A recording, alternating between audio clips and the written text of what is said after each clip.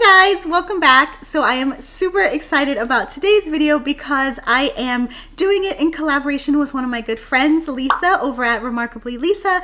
And on top of that, this is the first original book tag that I have created. The two of us actually came up with it because basically we were fangirling over the Netflix reboot of the Babysitters Club.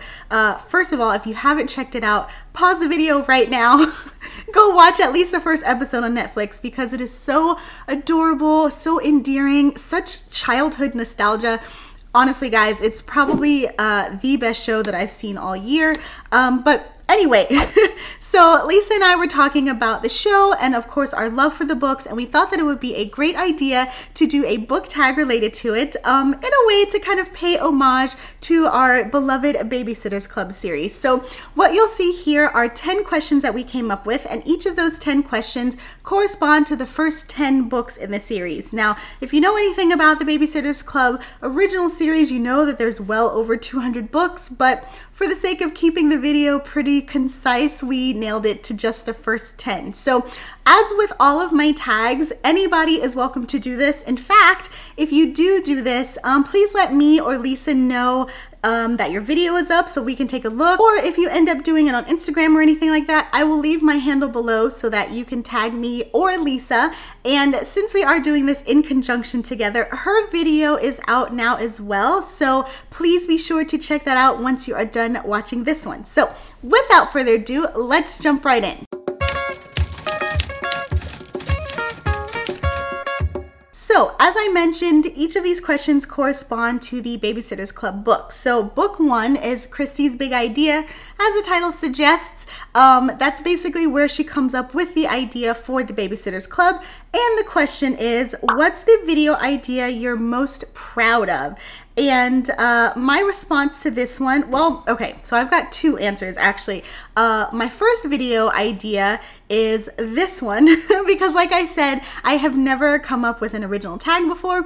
And then also because I'm doing it with my girl Lisa, it makes it extra special. And I'm very proud that we came together to do this. So my other answer is my Cozy Up To series is a video series that I'm really proud of. Basically, it is a roundup of cozy mysteries, and I dedicate a theme to each of them. I will go ahead and link in the cards now kind of my playlist, but I've got things from like small towns or unique jobs or cozy mysteries that are set around summertime, all that jazz. So that's one that I'm really proud of. I think I've got maybe like, I don't know, like 10 videos out now with that series. I'm not sure, I'll have to check, but definitely more than one. Next up, we have Claudia and the Phantom Phone Calls. So just to give you a quick snippet about this one, basically in the book, there is a phantom phone caller going around and all of the girls are worried because naturally if the phone rings while they're on a babysitting job, they don't know if it's the phantom phone caller or somebody else. So the question for this one is, what's the thing you worry most about on Booktube? Okay, so I had to think about this one because I'll be honest, since this is like a fun hobby for me, there's not a lot of things that worry me. However, there is one thing, and that is inadvertently getting dragged into drama. So I'm fairly new to Booktube. I haven't even been here for a year, but I hear all the time about Booktube drama and book Twitter and all of that. And while I try my hardest to steer clear of any of that, it's always kind of something in the back of my mind about me maybe accidentally saying the wrong thing in my video or not saying something correctly in a comment to where it gets misconstrued and blown up, and I end up being like pulled into some drama. So hoping that doesn't happen, but that is like one little fear that I guess if I had to choose, that would be it. All right, so for the third question, we have the truth about Stacy. And this one, I don't necessarily want to give spoilers, but basically in the book, we find out why Stacy has been so secretive.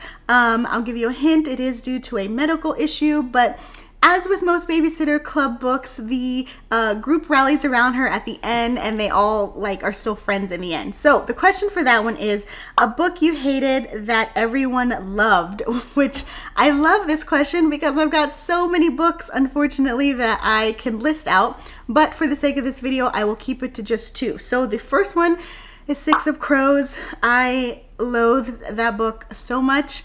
I don't think I even finished it because I just could not get over the characters, which is such a disappointment because it technically should have had everything that I like in kind of like those whodunit Ocean's 11 type scenarios. But anyway, I didn't love that one. Another book that I absolutely detested, I say that like, do I want to say detested? Yeah, I hated this book, is The Family Upstairs by Lisa Jewell. I know it came out last year, I believe, and everybody was all over it. I was super excited to read it because I love thrillers, but it was so boring and I could not get into any of the characters or the slow pacing plot, and I just couldn't. So those are my two answers, books that everybody loved and I didn't love so much. Next up, we have Marianne Saves the Day. Marianne is the kind of shy, introverted character in the Babysitter's Club,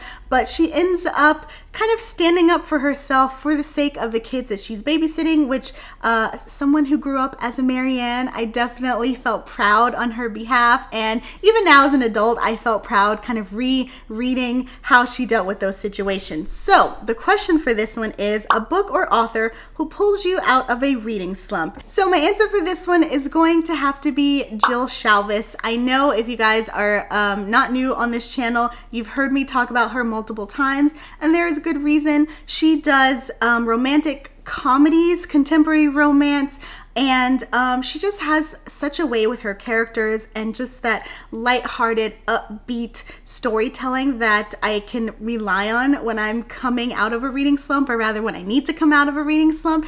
And I'm pretty sure the last 2 to 3 times I've had reading slumps, I have picked up her books and instantly been dragged out. And the way that it goes is that I will typically read one of her books, binge it, and then read another lighthearted romance and then another one, and I've gotten 3 books back to back and my slump is done. So hopefully that tried and true formula keeps going for a while, because yeah, she's definitely my go-to author when I need to be pulled out of a slump. All right, next up we have Dawn and the Impossible 3. So as far as the book storyline goes, it's basically Dawn being tasked with watching over these 3 kids who are terrors.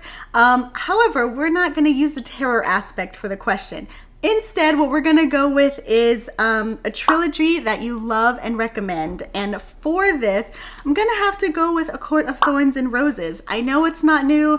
I know I've talked about it on this channel so many times, but guys, I really, really loved it. And it's really interesting because I mentioned that it wasn't new, and I'm just trying to think, would I have loved it the same if I read it when it first came out? And I think the answer would probably have to be no. I'm one of those weird people where I actually shy away from book hype. And I know that's kind of a catch-22 because I definitely just bought like 3 books just because of book FOMO, but I digress. I won't actually read them right away. And when the series first came out, I just was not into it. And it wasn't until last year, or rather earlier this year, that I finally picked them up at a used bookstore, blew through them, and I adore the series so much. So yeah, I'm definitely gonna have to recommend A Court of Thorns and Roses. If you're watching this and you have not read it yet, read it. It's so good. Even if you don't like fantasy, even if you don't like romance, even if you don't like young adult, it's just a wonderful story altogether. So okay, moving on to the next question, we have Christys Big Day, which is essentially when her mother gets remarried and they end up having to move into her new stepfather's house. And the question for this one is a new release that you're excited for, which I got re-excited all over again when I was looking through my Goodreads to figure out which answer I was going to give. But the book is called A Sweet Mess, which comes out, by the time this video is out, I believe it comes out the next day, maybe July 14th. But anyway, what we've got is a Korean woman. She's either Korean or Korean American, but she owns a pastry shop, I believe, and she ends up getting a horrible review. But it turns out that the critic who gave her the review was a one-night stand, and he ends up trying to make things right with her by proposing that they go to his, is it winery? I probably should have looked up the synopsis before I started rolling. But anyway, he proposes a way for them to work together so she can kind of help pull her business out of this like bad review. And I'm super excited about it for a variety of reasons, but I can't wait for it to come out. It seems like the kind of romantic comedy that I go for, especially with the enemies to lovers trope, assuming that they're going to get together, of course. But yeah, that's one book that I'm super excited about. And by the time, like I said, this video comes out, it'll be out the next day, so it's not even like I have to wait long. Next, we have Claudia and Mean Janine, and this one is essentially about Claudia and her older sister Janine. The two of them do not see eye to eye. At the time, they don't really get along because Claudia is creative and very artistic, and then Janine is very like factual, super high IQ, intellectual. And again, you know, when you're young, you already have difficulty finding common ground with your sibling, but when they are so different from you, then it's even harder. So the question that we have for this one is a book that you thought you would hate, but in the end, you loved it. And so for this, I'm gonna have to go with Can I Come Over by my girl Whitney G. The reason that I have this on my list isn't because I didn't think that I wouldn't love a Whitney G book, because you guys know that I love her as a romance author. However, I thought I wasn't going to like it because of the trope. And the trope in this one is an age gap. It is between a woman and she ends up forming a relationship with her father's best friend, which, you know, again, that is not a trope that I flock to. It just so happened to be the prime impetus in this story, which I didn't realize when I first picked it up, but I'm glad that I didn't realize it because I probably wouldn't have read the book, and I ended up loving the book. I shouldn't be surprised because, again, Whitney G gets me every time, but it was so well done, and I think they did a really good job kind of navigating the taboo of her being so much younger than him, and then also her dating her father's friend. But yeah, that's the answer that I'm gonna have to give for this one. Yes. Boy Crazy Stacy is the next one, and as the title suggests, it's about our girl Stacy, who is boy crazy. You know, she is probably the one most boy crazy in the group, and unfortunately she has it affect her friendships, and so she has to learn along the way how to basically not let boys get in the way of your responsibilities or your friendships, which is such a valuable lesson, right? Okay, so the question for this one is favorite book couple or your favorite love interest in a book. And I've got so many, but because I was just going off of a list of a short amount of books, I'm gonna have to go with Reese from A Court of Thorns and Roses, mostly because A Court of Mist and Fury is my favorite book out of the trilogy, and that's where we really see Reese's personality come through. As far as the couple, I mean, yes, he is with Feyre, but I'm gonna have to just like have him to myself, which is why he is my answer for this, my favorite book beau or book love interest or whatever you want to call it. Though also, I'm gonna also have to say Rourke from the In Death series by J.D. Robb. I absolutely adore both of them for different reasons. I like Reese's character because he is not afraid. Well, you know what? I guess I like them both for the same reason, and that is they have an undying love toward the heroine, and the fact that they don't give a damn what anybody else thinks.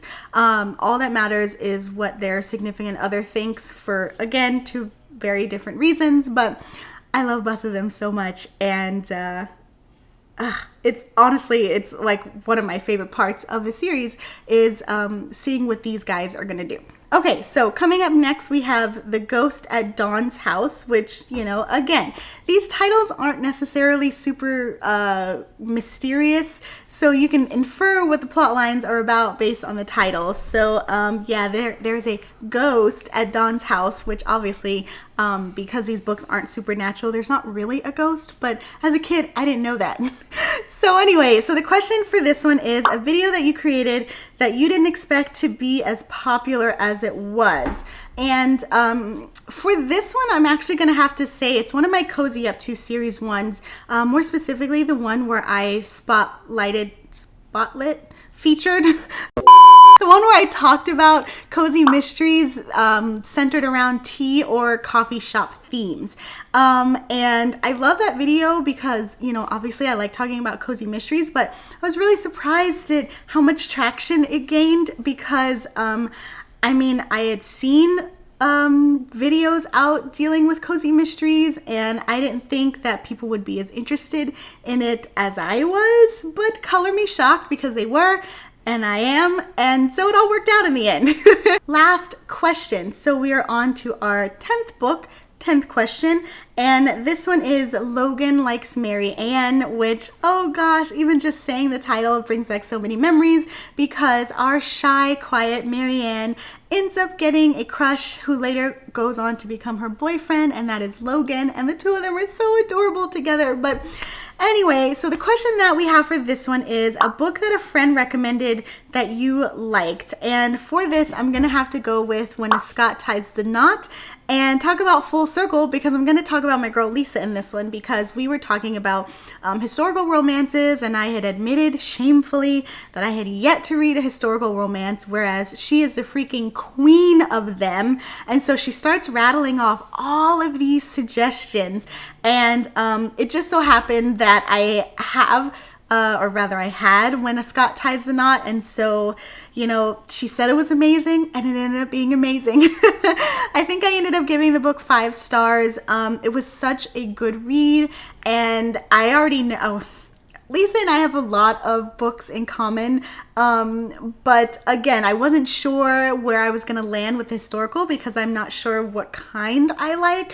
But I should have known she didn't steer me wrong, and it's such a good book. So much so that I would actually put it under like reread category, which is so rare for me because I hardly ever reread books. But this one was so feel good and so much depth that I probably could give it another crack one of these days. Okay, so we have one more, and it's not necessarily a question as so much as like a bonus, and that is just to talk about who your favorite Babysitters Club member is. And this one is really hard, believe it or not, because I really do love each of the characters for different reasons. But in the end, I'm probably going to have to go with Claudia for a few different reasons. So one, growing up, I wanted to be Claudia so bad. I was more of a Mary Ann because I was very shy and introverted, but Claudia has always been like outspoken and high fashion and doesn't care what anybody thinks and artistic and all of that. And, you know, now as an adult, I definitely am out of my shell a little bit more. I've got some like creativity and artsiness and all of that, but still, honestly, nowhere near the level of Claudia. Even just watching the Netflix reboot, the young girl that they got to play Claudia, I don't even think I'm as cool as her. So, I mean, I guess it's just something to strive towards. I don't know. Okay, guys, so that'll do it. I hope you enjoyed these questions. And again, like I said, feel free to do this tag yourself. And if you do, please let me know. Please let Lisa know. We would love to see what your answers are.